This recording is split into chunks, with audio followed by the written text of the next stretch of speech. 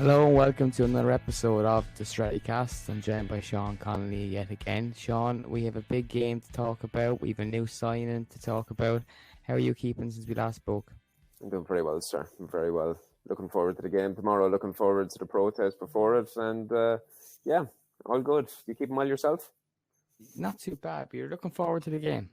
I'm just looking forward to football. Okay, so it's just gathering thoughts from United fans on social media leading up to this game. I would have thought, to be honest, that it would have been a lot more kind of damper, considering that we've been mauled really in our first two games of the season, losing to Brighton 2-1. And then that horrific show against Brentford. We don't really want to go back over that, but now Liverpool, a side that last season finished second against a very, very good Man City side, and reached a Champions League final. You'd think that they're way ahead of us last season, which they were, but going into this campaign, they've strengthened their squad. Some pundits would lead you think, but we haven't yet. The excitement, is it because of the personnel that they're missing, or is it because they had such a slow start to the season? Does that help? All right, I suppose, let me rephrase. I'm not more so excited for the fact that we're playing against Liverpool. Okay. But then at the same time, I am, because I try to gather this with people online on a regular basis, and an awful lot of people get very, very upset about this hobby. We're not obligated, or we're not contracted that we have to put ourselves through this. This is a hobby. And I mean, Liverpool and United is top of the bunch. Like, this is the one you have to get excited for. I said for years and years and years, and particularly, I suppose, for the years that we were very successful, Liverpool weren't doing very good back then. And we often joked about them that the two games against us in the season was their cup finals. Form goes out the window when United play Liverpool. I mean, if you're looking at form and you're looking at statistics and you're looking at odds and probability, we'll probably lose about 5 or 6-0 tomorrow. And especially if you look at last season, and if the players do not try to put some sort of, I suppose, put a crux on that and try to rectify the way that they played last year, then it would be a very, very disappointing day. But that's to say, if it even goes ahead, it all depends on how the protests go. Of course. No, I think what kind of dampened my mood for these games, especially this season, was prior to last season, I always felt that no matter how poor we were at that current moment, or what bad spell we were going under, if you were coming up against Liverpool, that the players would rise to the occasion and want to respond. And I got fed up last season asking that of this team, asking that team to respond and to get a result that Ollie needed, or then to get a result to keep us in the hunt for top four. And all those calls just went ignored. What we got instead was social media apologies. I think Wayne Rooney really nailed it. The players just need to stop doing that and just work harder now. We got to the stage where we just got no responses last season. We're now into our third game of the season, arguably the biggest game of the season. Of course, going to be against Liverpool, and we don't know if we're going to get a response really. Ten Hag must be scratching his head wondering, what have I walked into? Because there's no way, Shaun, when he looked at the squad, he didn't believe it was this bad. No, but then I'm sure he probably anticipated that the squad are capable of much better than everybody is seeing. Surely. But is surely a realist in realizing that 18, 20 games of last season was relegation form. So, I mean, I'm sure he is very, very positive in his own abilities. And I'm sure he believes that he can get a proper song out of this bunch. But surely he didn't think he was going to be able to come in and have a pre-season, click his fingers and say, bang, there we go, we're title contenders. And there's an awful lot of rebuilding that needs to be done here. An awful lot of rebuilding. If you just take our opponents tomorrow, like we played them 3 times in the last 15 months, right? You're stretching back to, let's say if you go back to May of 21, we've played them in Old Trafford twice and we played them in Anfield once, all in the Premier League. And in those 3 games, we have shipped 13 goals against them. We've been beaten 4-2, 5-0 and 4-0 over the last 3 games in the Premier League. And the vast majority of the players that lost those games are going to be involved tomorrow. That's the simple part of it. So, I mean, you have to be realistic in these things, and you have to have an expectation. I mean, I'm sure if you were to go to Ten Hag right now, and I don't like saying it, but I mean, I'm trying to be realistic about this. You go to Ten Hag right now and offer him a draw, I'm sure he'd take your hand off for it. But I would too. yeah, of course you would. I mean, we started the season with, it's not just the losses, it's the manner of the losses that we've had. Yes. Yeah. I mean, anybody... they've left a scar, Shaun.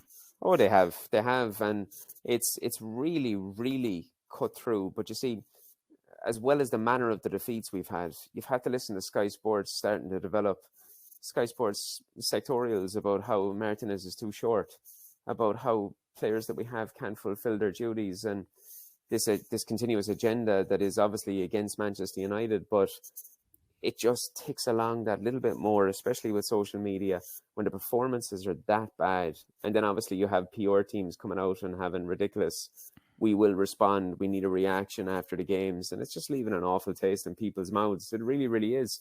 But to think that something magical is going to happen tomorrow, I'd be very, very doubtful if it does. Shaun, you mentioned that the vast majority of the players that'll be playing tomorrow night were of course involved in the games last season.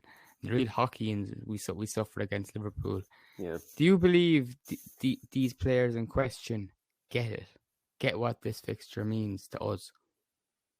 I think they probably do. I think, ironically, a good section of the players that fans have terrible disdain for, say the likes of Scott McTominay, the likes of Harry Maguire, I would imagine that they get the significance of this fixture. And I think it's probably not necessarily for want of lack of desire, but more so want of lack of ability that really does this. Maybe the continental players don't quite understand just how much it means to the fans. But it's brilliant though when you get an exception like Patrice Evra comes into the club and not just buys what this fixture means, but buys what Manchester United is about. And like it goes to show you that even those continental players, if they show the interest, they can be absolutely adored by the fans. Look at Rafael. Remember Rafael da Silva? Yeah. Like just how much it meant for him. Rafael da Silva, even Fabio. Like Fabio understood it. You know, those two guys. And yeah, Patrice Evra was an absolute hero. And Nemanja Matic. Or not Nemanja Vidic, sorry. Vidic. Like these guys got it. But then at the same time, I suppose those guys were at the club in a different time. They were surrounded by different personnel, surrounded by different manager, different coaching staff. And it was a totally different time and a different environment around the place. I had to laugh.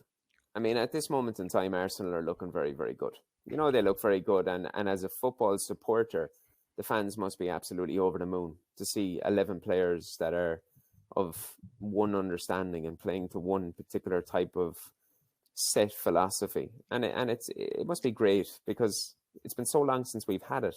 But a lot of people are commenting on just how good Gabriel Jesus is and what is being used as the pinpoint as to why he's so good is his confidence. And you have revered South American pundits and analysts making reference to how Gabriel Jesus is playing so well because he's confident. And it was obvious that he was lacking confidence while he was at Manchester City. And everybody is using this portrait to say the reason that Gabriel Jesus wasn't performing and that he now is because he's now a confident footballer. Can you look into our squad and see many confident footballers right now? None. Exactly. And this is the same squad, as I said many times, that came second and were beaten on a penalty shootout in the European final. And they have just dropped. Confidence is gone. Confidence is completely gone. And people don't realize the responsibility that they have as fans because we are fans, but spending morning, noon, day and night just languishing hate on social media at these guys is not helping. It isn't helping.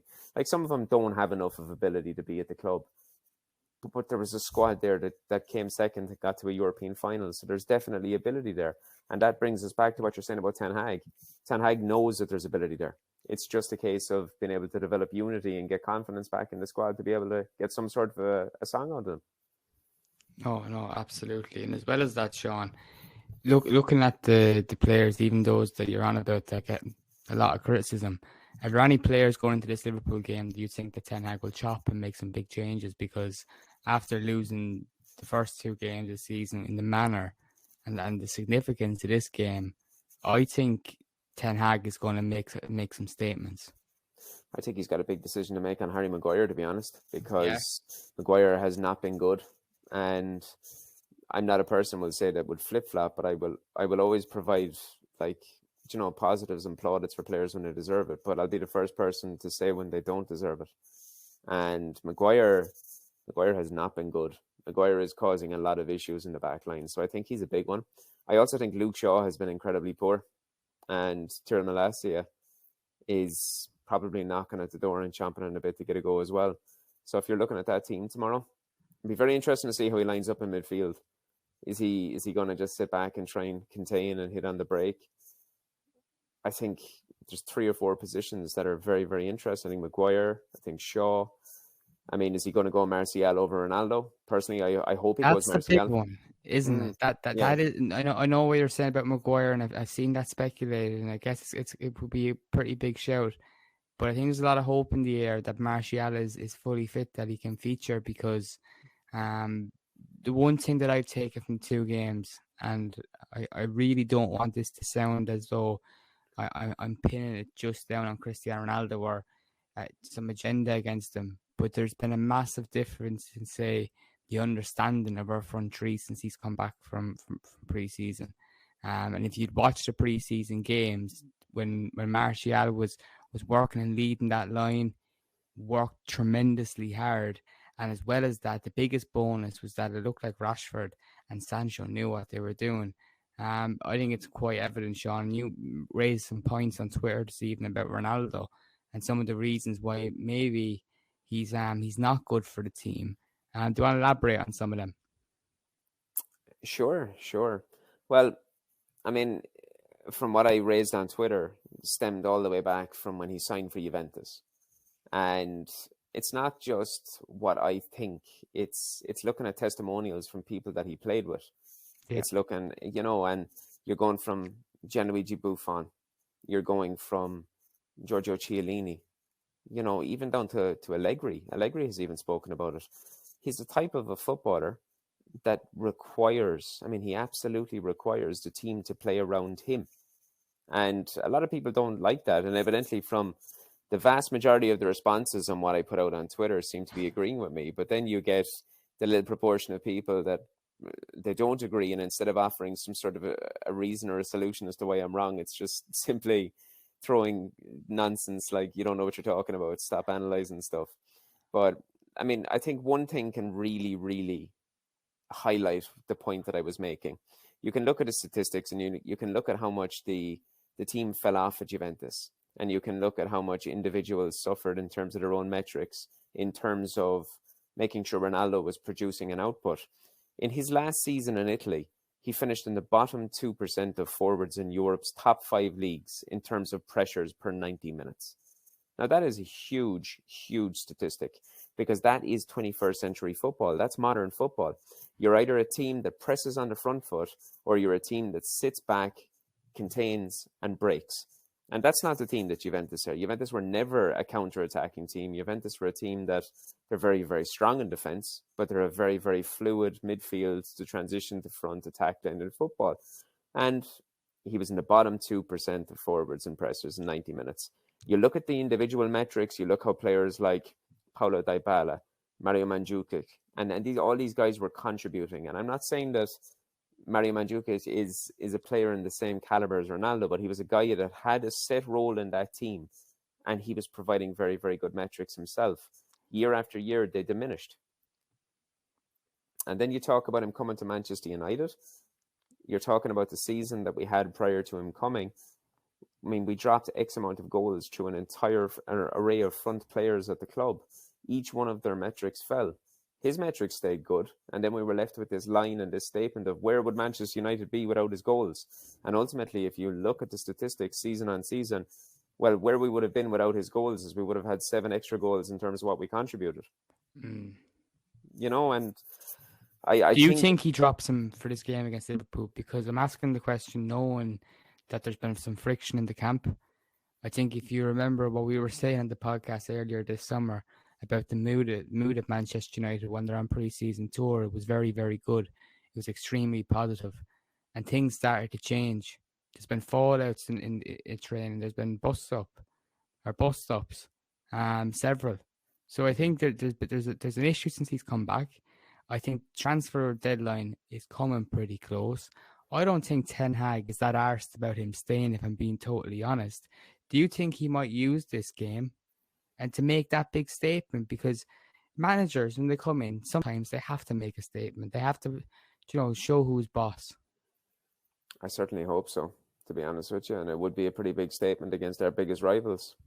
I agree with what you said at the very start about how fluid the front line looked in pre-season. Obviously, I'm not negating the fact that it was pre-season, because we look like the Harlem Globetrotters under Louis van Gaal in pre-season. But the fluidity we were seeing, we hadn't even seen last season. That's why it was a point, Yeah, and I agree with it. I agree with it totally. And you know my take on Martial. When Martial is clued in and actually wants to play football, he gives us something that we have no other player that gives us. He's great with his back to the goal, and he lets the wide players come into the game more. And ultimately, I think if you bring Ronaldo into the team, Sancho and Rashford suffer. If you have Martial in the team, Martial brings Sancho and Rashford into the game. And we're a better team as a result of it. So do I think he will drop him? I do. If Martial is fit and Martial is able, I think Martial starts. Shaun, quick prediction before we get on to the big topic. I'll go for a very, very hopeful 2-2. 2-2. I'm going to go 1-1. Am I looking forward to it? No, that was the first question I asked you when we started this. Are you looking forward to it, Shaun? And you said, yeah. No, I'm not. I'm scared. I'm scared. From last season, I swear I'm scared. It's not scared from losing 5-0 at Old Trafford, because although that doesn't happen very often, part of football is losing a game and winning the game, and sometimes you get hammered, sometimes you give the hammering. But what the scarring comes from is the lack of responses last season. Well, and we're already seeing, after such a poor start, again, we're asking the players to respond. Again, we're asking the players to respond. So when we lose this game or we drop points, then we're still talking about when we're going to get back on track. I don't think Ten Hag is doing anything out of there that's really damning us right now. I think there's a number of factors. Something you touched on with Gabriel Jesus is a huge factor. Confidence. Oh, yeah. Confidence is massive. You look at Rashford, you look at Sancho at times, and it's just not there. I don't think Sancho has had full confidence since he came to the club, being honest. I'm not sure if the Ronaldo deal really helped him in that capacity, but we're not going to blame Ronaldo for everything. The confidence is definitely low. It's definitely low, and maybe the result tomorrow night can lift that, because it would knock the shining off what it would make it a decent start to the season, because it'd be a point ahead of Liverpool. City dropped points this weekend. Chelsea got a hammering against Leeds. It's been a crazy start to the season, really. Well, if you look at it, right, if we were to win tomorrow by some miraculous measure, we are potentially up to 13th. And I know, like, that's obviously nowhere where we want to be, but we started the weekend in 20th. But we're potentially up to 13th, a point ahead of Liverpool, 1 point behind Chelsea.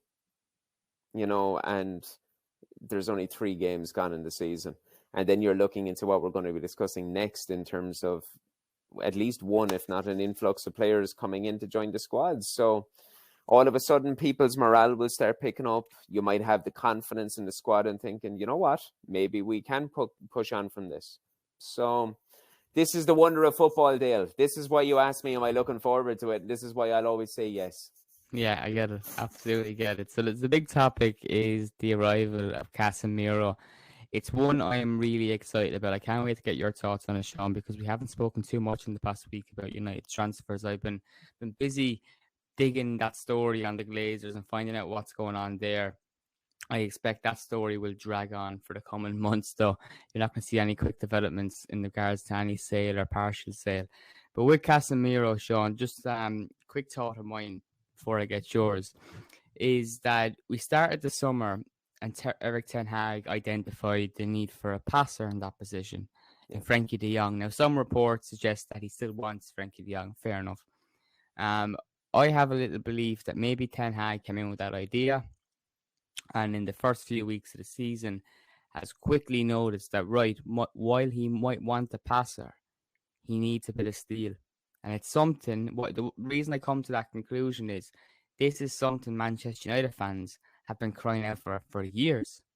For years, we said we need a bit of steel in the middle.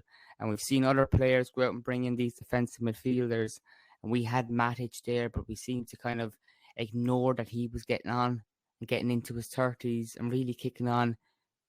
And we never brought in a younger alternative. Yeah. But now we've got in Casemiro, who I think is 30. He has more than enough bite in the locker.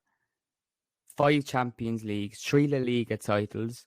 He's got tons of experience, and even last season was in the best midfield in Europe, you could say. Shaun, I'm excited about this deal. I think arguably the point I'm getting to is I think Casemiro is arguably a better fit for Manchester United than Frankie de Jong. Oh yeah. At this moment in time, in terms of if you just consider the squad that we have, he's literally perfect. He's everything that we have been crying out for a football club for as long as I can remember. I mean, it's you're going back as far as Carrick. This is a guy that has been. It's almost like he's tailor made for what we need.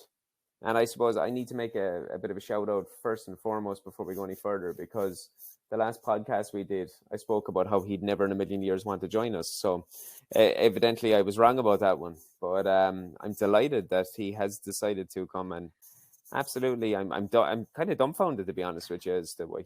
I don't want to put a downer on it, but Real Madrid have a tendency to give 1-year rolling contracts when players hit 30. Manchester United look at a 30-year-old like Casemiro and say, here, sign a big 4-year deal with the option of 1. And that's how I think they might have persuaded him. Yeah, well, I'm not against that, to be honest with you. Not in this particular moment in time, because he is exactly the type of player that comes into this squad and on paper, at very, very least, cures so many of the ailments that we have. You're talking about a guy that describes himself that his function is to destroy, to be heavy, and to cut out counterattacks. Those are his words. And that's music to my ears. This is a guy to sit in front of Martinez. Now we've gone from being this nimble team that lost the cutting edge and that we were looking towards Scott McTominay as being this fiery character in the field to now having the butcher of Amsterdam and a guy who was renowned for trying to kill people on the football field. So we've now got a bit of bite in the squad as well, There's a great clip going around of Casemiro playing against Liverpool. I'm sure you've seen it, where James Milner kind of leaves one late on Karim Benzema, hurts the French striker. Only about 15, 20 seconds later, right in front of Klopp on the touchline, Casemiro knocks him into next week. Yeah. And that's exactly when I was standing in the Stretford end for a 5-0 defeat against Liverpool last season. That's what I wanted. Didn't want Pogba coming on and showing his studs and getting a blatant red card. Just a bit of cleverness. You need to be clever when you're going to be dirty. There's no point just going and getting sent off. Then you're a complete liability. Yeah. But Casemiro seems to have that kind of edge to him, which I'm looking forward to seeing in the Premier League. But just something as well that I've read and I've come across, that a lot of the people at Real Madrid, the players and that, consider him to be a bit of a coach on the pitch, which I think is something that if Ten Hag can manage to bring in to this United team, it would be a massive benefit to him. I think not to draw comparisons, but I remember reading about that. A lot of people like Roy Keane would argue that Alex Ferguson didn't have to do as much work as a manager because he had the top players. It's just a view that Roy Keane has, not something I'm saying. But what I'm arguing is if you can bring in someone who can act as that leader on the pitch like Roy Keane was, I think it can be huge for the team because we've seriously lacked that. That's different to a leader. That's a step more than that. Oh, it is. It is. And I mean, obviously we spoke about his availability, and like he doesn't have this track record and being injured, which is also tremendous because he's a guy that plays many games per season. So if you can have that type of leader available for a very long point of the season, then this is a huge thing. Also, if we can get Varane to maybe stay fit for at least a game, every so often, then you're talking about a spine. You're talking about Varane in centre back. You're talking about Casemiro in front of him. Like it's getting towards a spine, and fair enough, they're not 23 and 24 years of age, but they're not 34 and 35 years of age. So we're getting guys that, fair enough, Real Madrid are after bringing in Tchouaméni, and this is obviously the likely reason that you're seeing Casemiro is allowed to be left. But honestly, if we were sitting here 3-4 months ago, and you and I were talking about a list of potential signings that we could bring in defensive midfield, we might have mentioned Casemiro and completely moved away from it because we said, well, he's never leaving Real Madrid. That's not happening. So, but he's definitely one of the very best defensive midfielders in the world. Obviously, it's quite amusing that since he's come to United now, he's now either aging or he's gone past it or something or other, but this is one of the very best operators in world football. It's just a shame we don't have him available for the game tomorrow night. I totally agree. I just find this strange, something you touched on with the reaction this has brought out, with some pundits saying that he's aging. I'm pretty fucking sure that if any other Premier League team had just signed Casemiro, everyone would be going on about how great player he is. We can't wait to see him in the Premier League. Yep. For instance, if it was Spurs, he'd be the second coming of fucking Christ. Oh yeah. But if it's Manchester United, they're just looking for holes and just something not to stray away from Casemiro or transfer talk when it's kind of going back to the Liverpool preview that we just did. But I found it funny the other day in his pre-match press conference that Jurgen Klopp kind of shot fire at what's his name? Gabby Agbonlahor, that guy. Yes, sorry. I nearly forgot about him. And that irrelevance. So I just thought it was funny because he pops up every now and again, Agbonlahor, and just slags off United. Every week he'll say things about players, and you just scratch your head and say, you weren't really a top player yourself. Where are you coming from with this? It can be really harsh about United. But anyway, Klopp didn't take kindly to it. And he kind of said that when he remembered when he was managing Liverpool against Villa, that Villa had lost 6-0. Agbonlahor wasn't much of a mentality monster. Yeah. It's I don't know. They must have something written into their contracts and TalkSport that they just have to utter some amount of nonsense about United. But they seem to, like, in all jokes aside, they have a tremendous hard-on for United, and I don't take anything they say with any form of credibility whatsoever. Whatsoever. I want to touch on one thing before I forget, because I will forget. You just made reference that if any other top club was bringing Casemiro in, it would be highlighted as such a tremendous signing. Let me just bring your attention to Stamford Bridge. Thiago Silva is 37 years old. Yes. Now, this fella, I'd be surprised if he hadn't have a statue built for him next year in Stamford Bridge. It's but like Sky Sports were all over that. Chelsea bringing World Cup veteran, man of steel. He's 36 years of age is what he is, And but that's a great comparison because we're talking now about a 30-year-old. Exactly. Who's already got 5 Champions Leagues under his belt, 3 La Liga titles. Yeah. And this doesn't just sniff at that. No, he does not. And I mean, if you talk about individual accolades then as well, in terms of what he's achieved, Casemiro was also twice inducted into the Champions League squad of the season. He was in the UEFA La Liga team of the season. He was in the Cannonball team of the decade. So he was actually in the Cannonball team of the decade. He was also in the Copa America team of the tournament. This is a massive signing. And ultimately, I think that the likes of Paul Merson, Gabby Agbonlahor, all of these ex-players turned expert pundits are just quaking it a small little bit, because even though it does reek of a lack of transfer strategy, and I would quite happily, we buy no one for the next 12 months if it meant that the Glazers were just going to go. This doesn't change that. This is a top signing, and I don't care where it came from, because not in a million years that I think we were signing 30-year-old Casemiro. Sean, what do you make of all this speculation about Anthony and seeing these figures like 80 million being turned down? Because from my understanding, Manchester United have not given up. I understand that the player has been pushing for a move all summer, and his agent's been making that very clear. But Ajax are not budging. And I have a bit of an issue with that because Ajax are a club that kind of sell themselves to young players when they try to buy them, and they kind of pitch this idea that we'll develop you to this point and get you your big move with that kind of understanding. Yeah. Now, if young players are looking at this story, it should be a warning call because Ajax are going back on those roots and those beliefs and those promises because Anthony is apparently going AWOL. He's not showing up for training. He wasn't playing their match this weekend.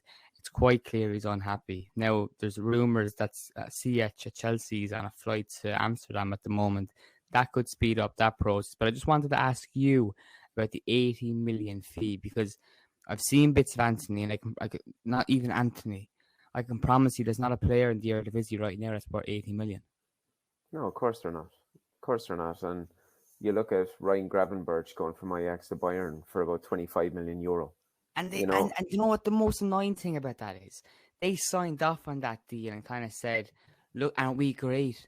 We're giving this fantastic player to Bayern Munich at a reasonable fee. Yeah, they're fucking trying to fleece us for any player we're interested in. Yeah, I think that just stems back to the incompetence that we have at upper level and that other clubs that are proper shrewd operators, they know that there's incompetence there and that it can be exploited and they can make more money out of it.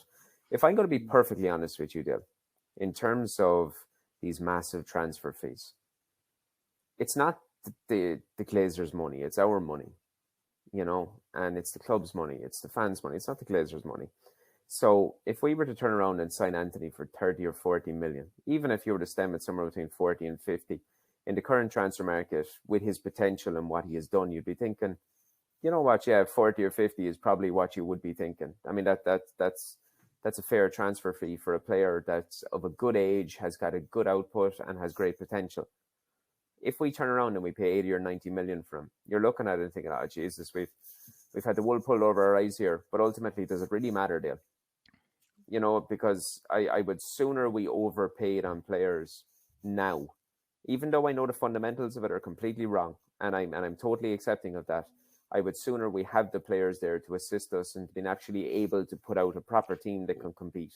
Well, I'll be honest, and to add to that, I can get what you're saying. I have a bigger problem with the wage structure anyway. If we have to pay premium to get players in, that's fine. Just make sure you kind of sort your shit out when it comes to the wages, the wage structure, because that's what I think is something that Ten Hag and maybe the next manager is going to be battling with the whole time, and battling with players' expectations and putting players down that are on 300 and something thousand a week. Yeah, There's a bit of a situation at the moment where Ten Hag cannot be convinced by David De Gea from what he's seen. There's no way he's convinced by David De Gea. And I think what he's going to try to do between now and the end of the transfer window is try to sign the best backup goalkeeper he can find to compete with David De Gea. I don't think this backup goalkeeper is coming in to just sit on the bench. I think he'll try to sign one that can compete with De Gea. And there's talks of Jan Sommer doing the rounds and so on. I don't really know who they should go for. But what I do think would happen is if he can get someone that can play at that level with a good distribution and so on and being able to come off his line, De Gea is under serious trouble. And the problem that brings and why I'm raising the point with wage structure is you're putting the highest paid goalkeeper in the world on the bench.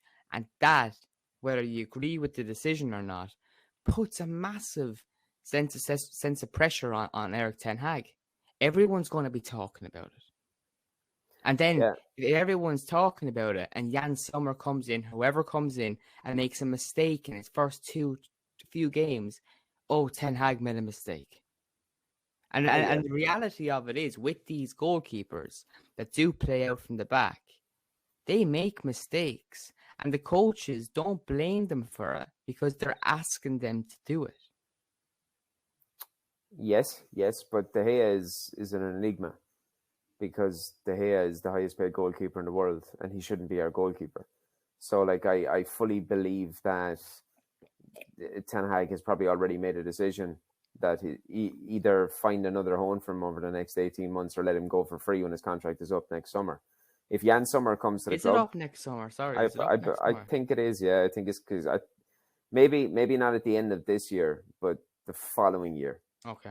Now I could be corrected on that, but I think that's what it is. But if Jan Sommer comes to the club, give it a month, and Jan Sommer will be our goalkeeper. It's because he's a better goalkeeper than De Gea. I do get totally what you're saying about the wages, but I think that comes into what I'm saying about the plans of De Gea already sort of being manifested, that he's going to be leaving the club when his contract is up. Phil Jones will be another one that leaves the club. I don't believe these reports that United have agreed to double Casemiro's wages. It's nonsense. There's no way they've agreed to double his wages. So, go on. I remember some time ago you wrote the piece about Dean Henderson and De Gea on the blog, and you were kind of raising some of these worries that you had about De Gea at the time. Now, after that article was published, and it was in maybe 5 to 8 months ago, prominent United journalists came out saying that there was kind of whispers that De Gea was going to sign a new deal at Manchester United. And that kind of would suggest to you, right, that the likes of Richard Arnold, John Myrtle, and that agreed with that decision, because it wasn't that long ago. There was a large section of fans, including yourself, that were kind of pressing this idea that, hold on, the way De Gea is as a goalkeeper is not the way he can play in the modern game. He's not good enough with the ball at his feet. He's not comfortable. You can see the players around him are not comfortable when he's played behind. There's a number of problems. So that club was about to give him a new contract. Now you're seeing a manager who completely wants to play the new way, has problems, is going to have massive problems with De Gea, and is thinking differently. Now the contract talks are kind of gone quiet. But my problem, though, is, do our recruitment team not see this? Or do they need to be handled and told by the manager that, right, he's not what we need? Because that's what John Murtough needs to be doing for the future. He needs to be identifying players and building a strategy for the future, regardless of Ten Hag. My biggest concern is, when Ten Hag came in, I wanted Ten Hag to kind of lay some foundations for this club.